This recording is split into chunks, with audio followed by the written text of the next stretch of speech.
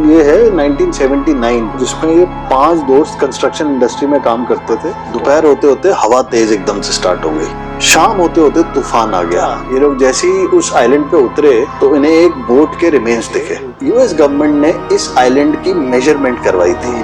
उस समय कोई बोट रिकॉर्ड नहीं हुई थी, उसके अलावा किसी का कुछ नहीं पता लगा। बहुत दिन के बाद सही में हम इतना याशी काटे हैं ना। अदरवाइज हाँ, कितने दोस्त गए थे? कहाँ गए दोस्त गए थे? अय्याशी काटने के लिए। अय्याशी अकेले अय्याशी काटे भाई। अकेले कौन काटता है यार? हम अकेले काट लेते हैं। आप कभी ऑफिस के कलीग्स के साथ कहीं भी अय्याशी काटने गए हैं? 1-2 बार गए बस। वो एक बार हम लोग गए थे वहाँ, कौन सा है, काम छोड़ के। हाँ, काम छोड़ करके मतलब ऑफिस से आज मन नहीं है ऑफिस जाने का, ऐसे। हाँ गए। अच्छा हाँ, एक बार ये भी किए हैं? हाँ, एक बार पिक्चर देखने के लिए गए थे। 2 बार गए थे। और I won't ask facts। हाँ, और एक बार हम लोग घोड़े का रेस खेलने के लिए गए थे। ये भी और डिटेल में नहीं पूछूंगा मैं। हाँ, घोड़े का रेस होता कहाँ है वो भी मुझे पता है, और कि कौन से ऑफिस के पास है वो भी पता है। उसका नाम बदल गया है जगह का। हाँ, ठीक है, बहुत कल्याण होता है। हाँ, बहुत कल्याण होता वहाँ पे आजकल। एक ना अमेरिका की स्टोरी है, ये है 1979, जिसमें ये 5 दोस्त कंस्ट्रक्शन इंडस्ट्री में काम करते थे। तो उस दिन पांचों ने डिसाइड करा यार मन नहीं है जाने का, छुट्टी मनाएंगे, फिशिंग पे जाएंगे। तो पांचों में से एक उसमें से बंदा जो था उसका जुड़वे भाई के पास उसने अभी नई बोट ली थी। अच्छा, 1-2 साल हुए थे तो उन्होंने वो मोटर बोट ली उससे। ठीक है, सामान अपना डाला और सोचा फिशिंग करेंगे। ठीक है। अब हवाई चूंकि ये आपका आइलैंड है, बहुत तो वहाँ लोगों को स्विमिंग, सर्फिंग ये सब चीजें करते रहते हैं, तो they are quite well versed with the sea water. तो उन लोगों ने उस दिन सुबह अपना देखा, वेदर बिल्कुल साफ, शायद रिपोर्ट देखी होगी, कोई ऐसा कुछ था नहीं। और ज्यादातर लोगों को ना आकलन होता है कि भाई आज किस तरफ की हवा चल रही, तो अंदाजा लगा लेते हैं, जैसे हमारे फार्मर्स लगा लेते हैं। तो पांचों निकल पड़े और बिल्कुल साफ था आसमान। दोपहर होते होते हवा तेज एकदम से स्टार्ट हो गई। ठीक है। 5 बोट्स उस दिन सी में गई थी। शाम होते होते तूफान आ गया, और भयंकर तूफान। समुद्र का तूफान मेरे को देख के थोड़ा ज्यादा ही डर लगता है। मुझे तो पानी देख के डर लगता है, खासकर रात में।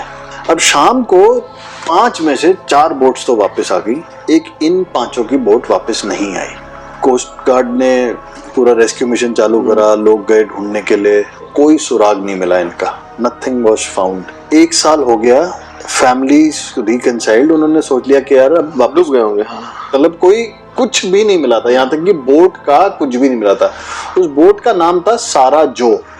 ठीक है। जिसकी बोट थी वो अपने पेरेंट्स के नाम पे, सारा मदर का नाम और जो फादर का नाम, इस तरह से नाम रखा हुआ था। तो सारा जो का भी कोई टुकड़ा नहीं मिला, बोट का कुछ शोर पे भी बहकर नहीं आया। अब 1979 से आप आ जाइए 1988।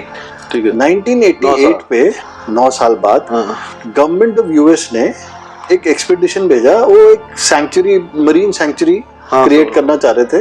उन्होंने एक पर्टिकुलर आइलैंड पे, जो कि 2300 मील दूर था हवाई से, 2300 मील दूर था, और हवाई का ही एक बंदा भेजा था जो ओरिजिनली इन 5 को ढूंढने वाले जो इनकी वो पार्टी थी या क्रू था, उसमें भी इन्वॉल्व था। ये लोग जैसे ही उस आइलैंड पे उतरे तो इन्हें एक बोट के रिमेन्स दिखे।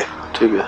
इन्होंने थोड़ा बहुत उसको देखा तो वहां पे SJ इस तरह से कुछ लेटर्स दिखे बोट पे लिखे हुए।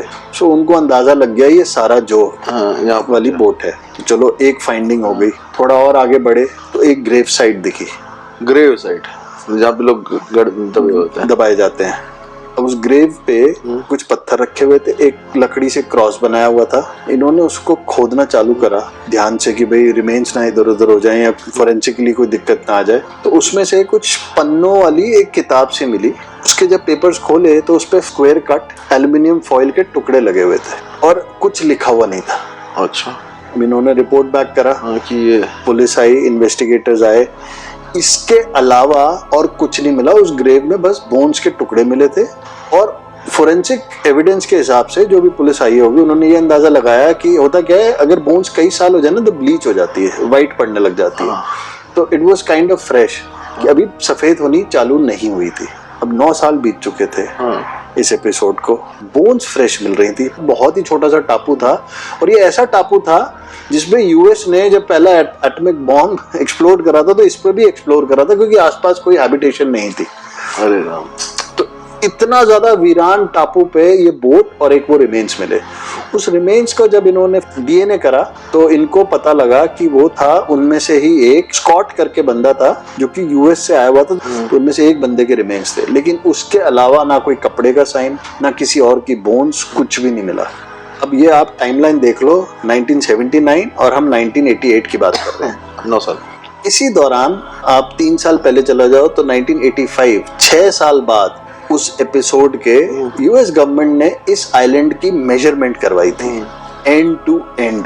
उस समय कोई बोट रिकॉर्ड नहीं हुई थी, कोई रिमेन्स नहीं रिकॉर्ड हुए थे। तो ये with in the last 3 years कुछ ऐसा हुआ था कि ये बोट यहाँ पहुंची थी, वो आदमी यहाँ बेरी करा गया था, लेकिन उसके अलावा आज तक एक ही आदमी मिला था, स्कॉट। तो उसके अलावा किसी का कुछ नहीं पता लगा। बाकी 5 कहाँ थे? किसी को कोई क्लू नहीं है। बस इतना ही टाइमलाइन में एविडेंस है कि यार वो टापू पे इन्होंने बाकायदा मेजरमेंट करी थी। तो बोट भी छोड़ के गए, तो मतलब बोट भी टूट गई थी वहाँ? बोट भी वहीं पड़ी हुई थी शोर पे, तो वहीं पे जाके क्रैश हुई हो, चाहे वो खत्म हो गई हो, लेकिन उसके अलावा कुछ नहीं मिला।